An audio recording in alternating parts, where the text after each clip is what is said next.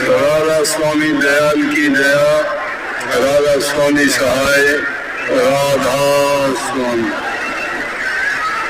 प्यारी साध संगतियों, भाइयों बहनों, बुजुर्गों, माताओं, नौजवान साथी, बच्चों, जितने भी आप सत्संग लाभ के लिए उपस्थित हुए हो, शांति से सत्संग लाभ उठाएं। आज का दिन बड़ा खुशी का दिन है।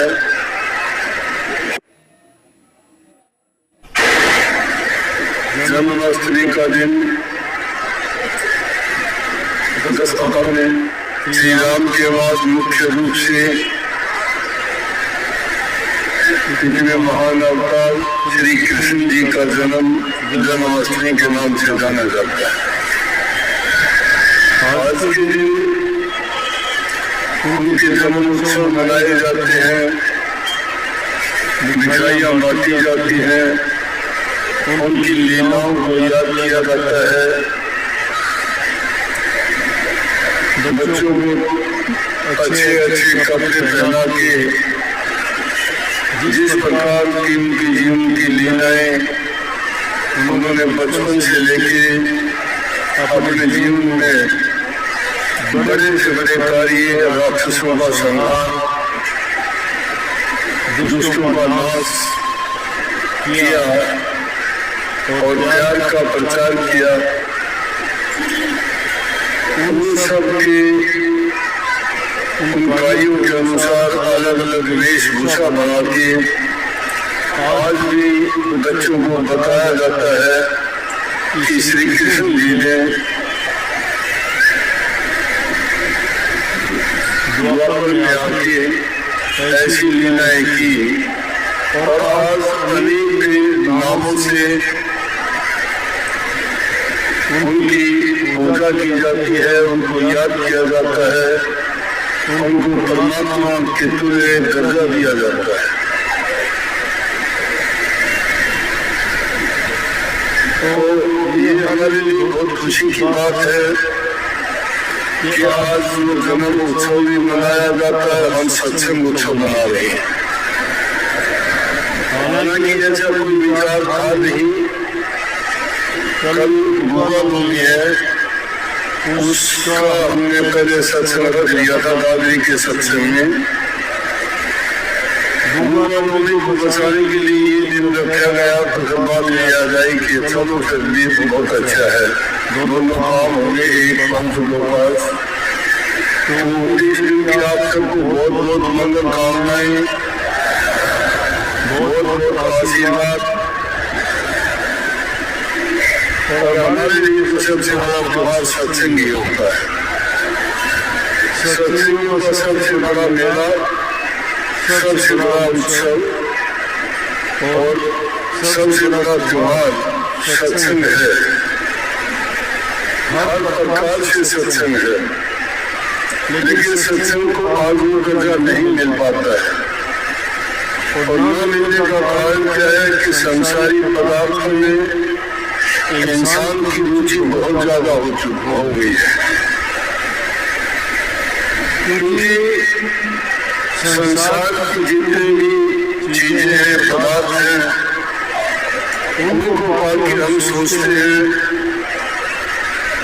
कि हमें बहुत कुछ मिल गया, लेकिन बहुत कुछ मिलने में ये नहीं सोचते कि हमने सब कुछ छोड़ दिया। सब कुछ छोड़ देने का अर्थ है तो उनके नाम को बना देना ही सब कुछ छोड़ देना, और उनके नाम को याद करना भी सब कुछ प्राप्त कर लेना है। सब कुछ छोड़ देना जो है कि संसार के जितने भी पदार्थ हैं, जितने भी आप इकट्ठे करो कि कभी भी इंसान की संतुष्टि नहीं होगी। संसार के पदार्थों की तासीर कभी भी सुख और संतोष देने वाली नहीं होती। जितनी भी वो चीजें उसको मिलती जाती है, उतनी ही उसकी तृष्णा और अधिक बढ़ती जाती है। और जब उनकी तासीर ही अच्छी नहीं है तो जितनी ज्यादा वो चीजें सामान पदार्थ उसको मिलेंगे तो उतने ही ज्यादा समझो कि उसके लिए परेशानियां बढ़ी हुई। लेकिन इंसान का जब अपने इच्छाओं पर काबू हो जाता है, संतोष आ जाता है, तो सारी चीजें उसको ढूंढ के सामान लगती है। प्रभु के नाम में जो खुशी मिलती है, शांति मिलती है, जो हमें संतोष मिलता है, उसके प्राप्त करने में संसार के पदार्थ नीचे और तीखे लग गए। संसार के पदार्थों का नशा है, वो जब इंसान के पास मिलने से हो जाते हैं, इंसान को मान बढ़ाई इज्जत मिलनी शुरू हो जाती है, और जो नहीं ये चीजें उसको मिलने शुरू होंगी तो उसका अभिमान उसको गिरावट की ओर लेके जाता है, ऊंचा नहीं हो पाता। ऊंचा कब होता है इंसान जब पर एक पर उपकार और दूसरों की भलाई की कार्य की। आज तो हम उनके जन्मोत्सव को याद करते हैं, उन्होंने दूसरों के कल्याण हित के कार्य की।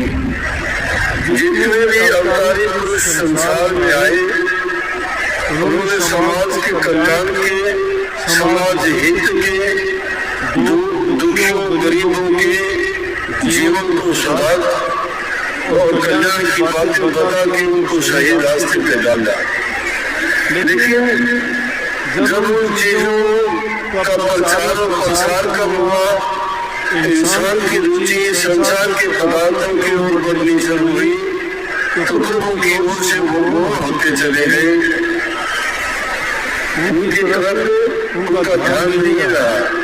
इस चीज को मानते रहे कोई सत्ता है जो सारे संसार को चलाती है, सब कुछ उसके हाथ में है।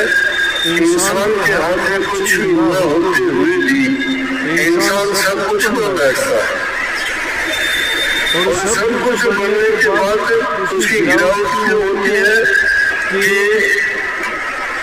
काल महाराज उन जीवों को पकड़ लेता है जो आसानी से उन चीजों को अपना लेते हैं, और उन्हें जितने भी बुराइयों वाली चीज है, जितने भी कुनीति की चीज है, वो आनी शुरू हो जाती है। जिस प्रकार से नहीं देखते रोजाना के जीवन में क्या देखते हैं कि वो कोई शराब का आदि है, कुछ गांजा पीता है, और आजकल एक नई बीमारी का उन्होंने बताऊँ आपको पता ही है, बताऊँ क्या मुझे आदमी से बताते हैं कि नौजवान बच्चों ने इंजेक्शन लगाने शुरू किया। इंजेक्शन में मुझे नहीं पता कौन सा नशा है, लेकिन हाँ इतनी चीजें जरूर हैं। उन चीजों को जब हम देखते हैं, रास्ते में जाते हैं, तो जहाँ सुनसान सी जमीन होती है वहाँ पर इतने मीटर और इतने शरीर बने हुए होते हैं कि उसको देखे उससे है कि भाई ये यहाँ कैसे आए, कोई डाल के गया पूरा नहीं। आजकल के बच्चे ये तो कुछ भी नहीं है, ऐसी ऐसी जगह है वहाँ ऐसे ऐसे बच्चे आगे देर आगे रात को इंजेक्शन लगा के और वहीं पड़े रहते हैं। और ऐसी घटना मैंने एक दो आदमी को ऐसा देखा तो बहुत अच्छा था, भले के काम करता था, लेकिन एक दिन उससे मिलना हुआ तो मैं उसको पहचान नहीं पाया। मैंने उससे पूछा बीमार है, बोला कि हाँ थोड़ी तकलीफ हो रही थी, लेकिन जब दूसरे लोगों के सामने मैंने बात रखी उनसे पूछा तो उन्होंने बताया कि तो हर 5 मिनट में इंजेक्शन लगाते हैं, इंजेक्शन ने इसको बर्बाद कर दिया। लेकिन ये नहीं पता इंजेक्शन क्या लगाते हैं। आज ये हालत इंसान का शरीर, इंसान को नारायण शरीर कहा गया है कि नारायण के बाद में जितनी खूबी इंसान को मिली है इतनी किसी जीव को नहीं मिली। इस सृष्टि में 84 लाख प्रकार की हुई है, 4 भाग में विभक्त है, और इन सब में इंसान सबसे उत्तम जीव है। और जितनी बुद्धि, जितना ज्ञान, जितनी बुद्धि, जितना विवेक इंसान को दिया है, प्रभु ने इसीलिए इसको दिया था कि जब ये जीव कर्म करते करते करते 84 लाख योनि में अपने कर्म के अनुसार एक योनि से दूसरी, दूसरी से तीसरी, तीसरी से चौथी, और इसी प्रकार से 84 लाख योनियों में ये मुसाफिर बना घूमता रहेगा, अपने कर्म करता रहेगा और वैसे इसको योनि मिलती रहेंगे। इसीलिए देखते नहीं है, कई बार कर्म को अच्छे करते आते हैं, लेकिन उसका कर्म का फल है उसको क्या मिलता है कि दुनिया में आते हैं, कोई हल्ला, कोई दुल्ला, कोई लगना, कोई लपाही, कोई अंधा, किस किस प्रकार के जीव पैदा होते हैं, उनका कर्म का तो लेख है। दुनिया में आके उन्होंने अब तक इंसान के रूप में कोई कर्म नहीं किया, वो पैदा होते ही ये दोषों के शरीर में थे। तो इसका मतलब कोई योनि उसको ऐसी थी जिन्होंने होते होते कर्म किए, उसका परिणाम ये है। लेकिन जब इंसान में दुख पड़ता है, जब उसको परेशानी तकलीफ होती है, जब वो प्रभु के नाम को याद करता है, वो कहता है मुझे बचा।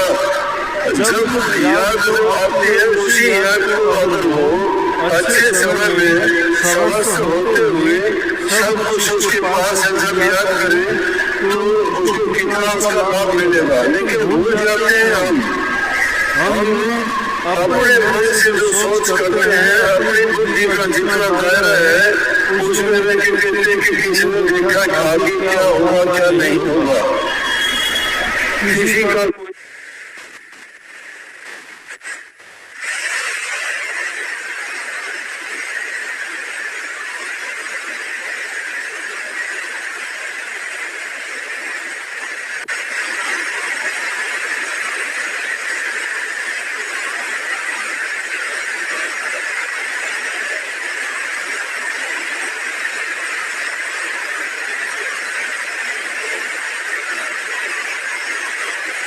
आगे जो होगा वो देखा जाएगा। आपको जो मेरे हाथ में है क्यों नहीं है, सर्व ऐस करने के लिए मुझे जीवन, आपको जो मेरे हाथ में है क्यों नहीं है, सर्व ऐस करने के लिए मुझे जीवन मिला। लेकिन ये ऐसा नहीं है, ये थोड़े दिन के सुख है। कोई भी इंद्रिय भोग करते हो, कोई भी स्वाद चाहते हो, कोई भी आनंद लेते हो, कुछ समय के लिए आपको आनंद मिलेगा, लेकिन उस आनंद का अंत में क्या होगा कि वो दुख में परिवर्तित हो जाएगा और उसे दुख भोग के फिर मान जाओगे कि मैंने जो काम करना चाहिए था उस वक्त में चेता नहीं और वो काम नहीं।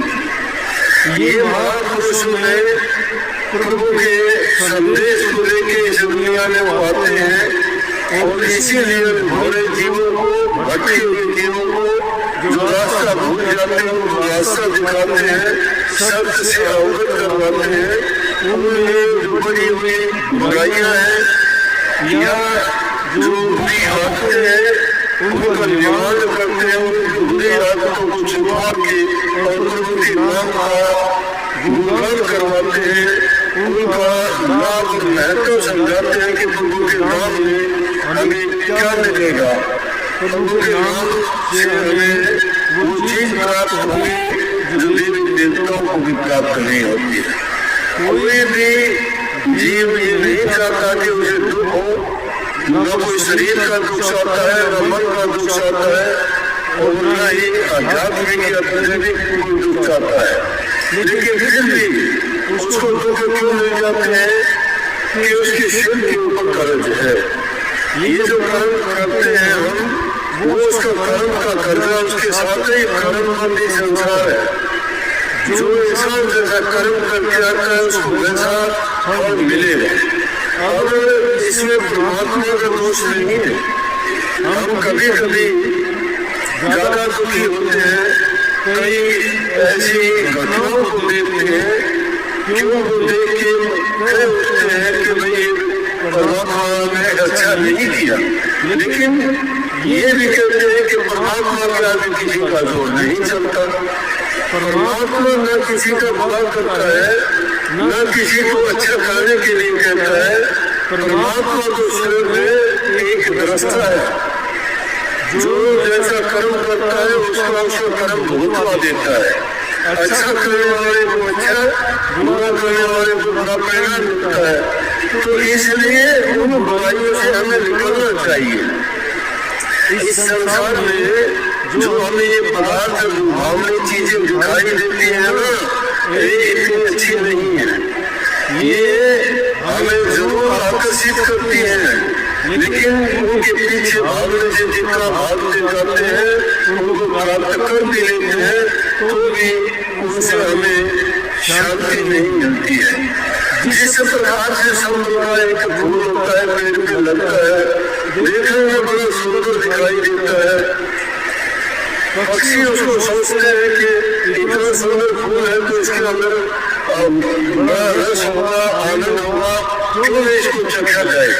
और जब उसमें जानवर जाके चोट मारता है, लेकिन चोट मारने से क्या हुआ कि उसके अंदर कोई रस नहीं, रूई होती है और रूई भी गीली होती है, उसकी चोट से चिपट जाती है, तो उसको बेचारे को चोट साफ करने में बहुत देर लगती है। कई बार उसको बहुत परेशानी होती है।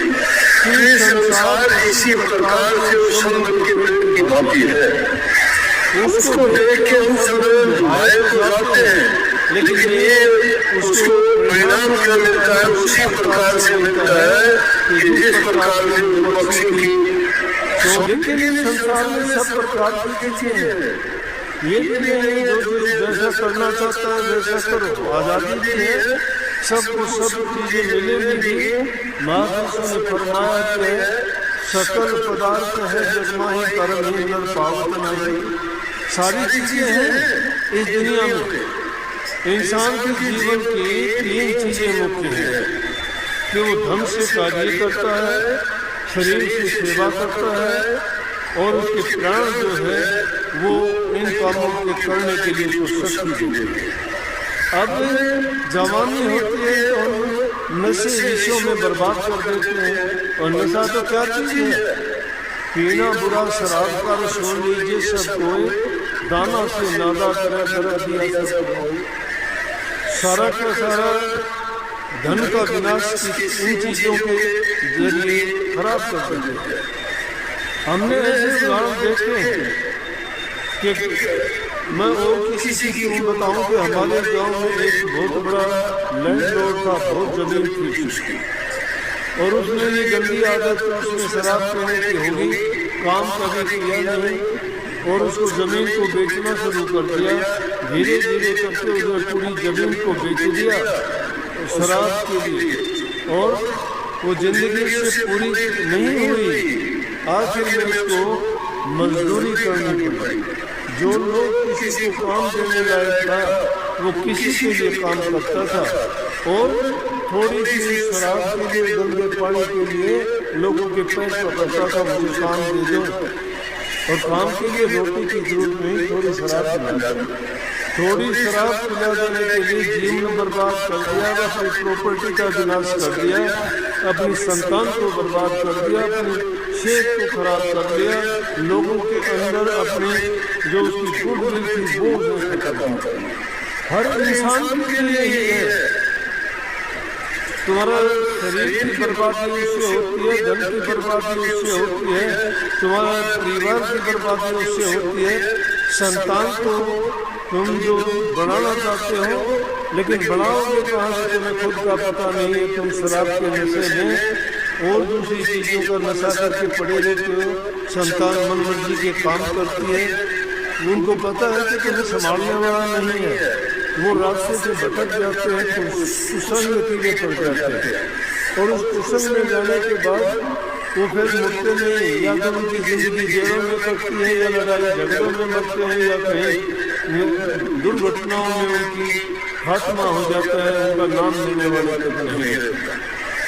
अगर कोई आदमी नशों में पड़ जाता है और उसकी बात की कोई साथ नहीं ले जाता, लोग उसकी बात का कोई एतबार नहीं करता, उस नशे के कारण झूठा वो हो जाता है, चोर वो हो जाता है, चुगल वो हो जाता है, बुरा वो हो जाता है, पापी वो हो जाता है, और कितने अवगुण होंगे। ये अवगुण एक ही चीज है जो सारे आगे दूसरी चीज को करने की जरूरत ही नहीं है।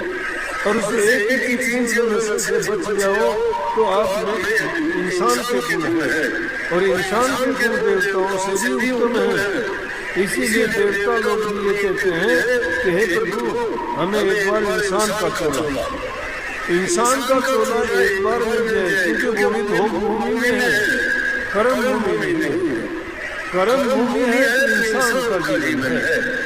इस इंसान के जीवन में इंसान नेक कर्म करके, अच्छे कर्म करके अपने जीवन को संवारता है।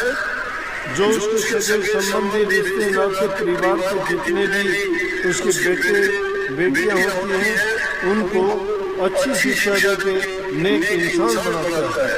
और जो नेकी के रास्ते पर चलते हैं, अच्छाई तो अच्छाई फैलाती है, बुराई बुराई फैलाती है। वो जहाँ कहीं लड़की अगर दूसरे परिवार में गई तो उस परिवार को सुधार देगी, लड़का अपने परिवार को सुधार देगा। अच्छे गुणों से ही हमारा घर स्वर्ग के समान बनता है और हमारा संसार हमारे लिए अच्छा होता है।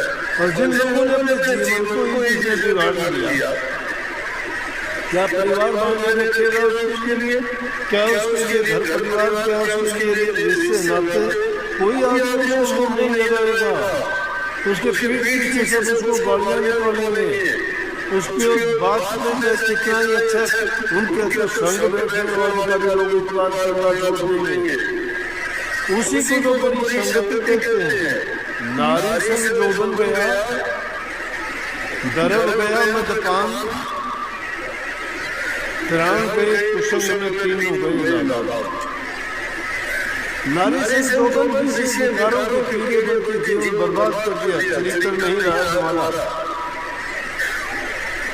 इंद्रिय भोगों के स्वाद में पड़ के जीवन को बर्बाद कर दिया, अपने चरित्र को गिराया, और उसमें गिरावट आती चली गई हमारी। जो इंसान ऐसे मानसिक रूप से गिर जाता है, वो कोई भी संकल्प पूरा नहीं कर सकता, कोई भी उद्देश्य में खरा नहीं करता, कोई भी काम करना चाहता है उसमें सफलता उसको नहीं मिलती। इसलिए कहिए, अगर घर परिवार में रहता है, ठीक ढंग से रहता है, हर चीज को जरूरत के मुताबिक उसको बर्ताव करता है, व्यवहार करता है, वो इंसान कभी नहीं गिरता। चरित्र इंसान का नहीं गिरता, चरित्र ऊंचा होना चाहिए। जिसका चरित्र है उसको धन की जरूरत नहीं, उसको और दूसरी चीजों की जरूरत नहीं। जिसका चरित्र है उसके पास सब कुछ है। जिसका चरित्र नहीं, वो आदमी हर प्रकार से उसकी निंदा होगी, कहीं भी जाओ उसको मान सम्मान नहीं होगा। दूसरी चीज कही गरब गया पान, धन को बर्बाद कर दिया नशों में, क्या रहा है, और प्राण गए संग में, दुष्टों के संग बैठते हैं, उल्टी सीधी बातें सीख ली। संग इंसान का अगर बुरा हो जाता है, उसको कोई बुरा काम करने की जरूरत नहीं। संग इंसान को कुसंग बिगाड़ देता है, संग अच्छा संग उसको सुधार देता है। अच्छा संग तो महापुरुषों का संग सत्संग होता है, कुसंग दुष्टों का संग होता है।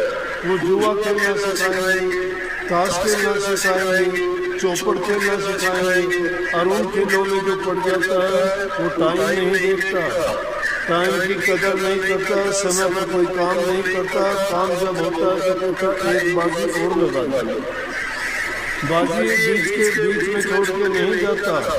जुआ खेलना शुरू कर देता है तो जुए में हार होती रहती है, सोचता है अगली बार मैं जीत जाऊंगा। जिन्होंने जुआ खेला इतिहास उठा के देखो, जुए के कारण उनकी कैसी कैसी बर्बादियां।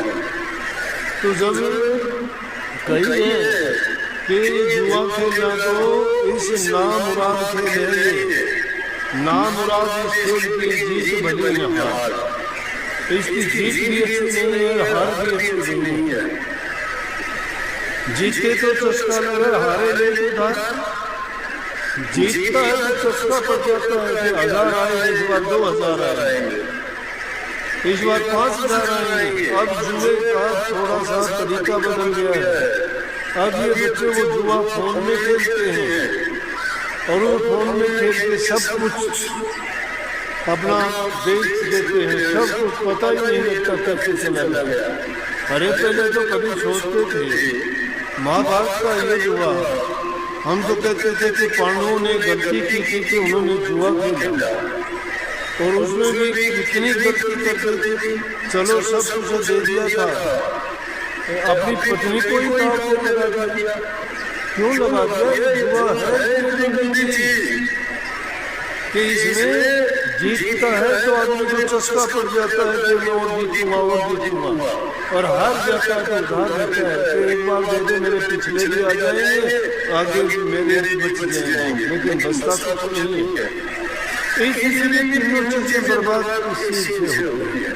अगर महापुरुषों के संग में जाओगे, वो कहेंगे कि जो मालिक ने आपको दिया उसमें सब्र करो, संतोष करो, समय पर अपना काम करो, अच्छा सबके साथ व्यवहार बर्ताव करो। समय पर जब इंसान काम करता है मालिक उसकी सुनता है। हम किसान आदमी हैं, आज से 50-60 साल पहले अब तो बात नहीं रही, खेती करने वालों के लिए ट्रैक्टर आगे चाबी लगाते हैं, चल पड़ते हैं, बैलों से ऊँटों से हल जोतते थे। किसान आदमी सुबह उठते थे चारपाई से, क्यों? उनका पैसा यही था, धरती माता जो हमें देती थी उसको खा के हमारा जीवन चलता था, आज भी चलता है। लेकिन आज थोड़ा तरीका बदल गया। वो लोगों की भावनाएं थी ऐसी, आस्था थी ऐसी कि धरती हमारी माता है, माता हमारा पालन पोषण करती है। और मैं तो ये कहता हूँ कि जिस चीज से भी तुम्हारा काम निकलता है उस चीज की हर चीज की पूजा करने के लिए पूजा है क्या? क्यों कहते हैं कर्म ही पूजा है।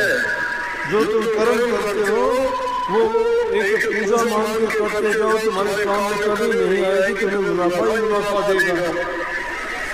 अगर कर्म से तुम अकर्म होंगे, वो कर्म को ही छोड़ दिया, वो कर्म ही नहीं करते तो क्या होगा? आप लोग भी यही शिकायत करते हो कि मेरा भजन नहीं बनता, मेरा सुमन नहीं होता, मेरा ध्यान नहीं लगता। क्यों नहीं लगता? कोई और कोई तो लगाएगा नहीं आपका ध्यान, आपको के लिए कोई दूसरा सुमन नहीं करेगा, आपके लिए कोई दूसरा अभ्यास नहीं करेगा। नाम आपको मिला है, विचलित आपको आपका मन करता है, विचलित आपके विचार और ख्याल करते हैं, उस पर ख्याल किया करो। हमारे ख्याल क्यों मिले? क्यों हमारी भावना हुई कि आज मैं ध्यान में नहीं बैठूंगा? वहां में क्यों ढूंढते हो? आज सिर में दर्द है, आज समय नहीं मिला, आज लेट हो गया, आज बच्चों ने नहीं बैठने दिया, आज ये काम हो गया, वो काम हो गया। अरे प्रभु के नाम से बढ़ के कोई काम नहीं है। जो उसके नाम में सच्चा होकर लगता है उसके सारे काम वो संवारता है। किसके नहीं संवारे? बोलो, किसके नहीं संवारे? किसी के लिए मोची बन के आ गया, किसी के लिए माड़ी बन के आ गया, किसी के लिए नाई बन के आ गया, किसी के लिए किसान बन के आ गया। उनके लिए उनके काम किए, वो साक्षात उन लोगों के काम करता है जिनका विश्वास दृढ़ है। हमारे सामने होते हुए हम उसको देख नहीं पाते हैं, उसका रूप कोई अलग नहीं है, लेकिन तुम्हारे काम कर जाता है वो।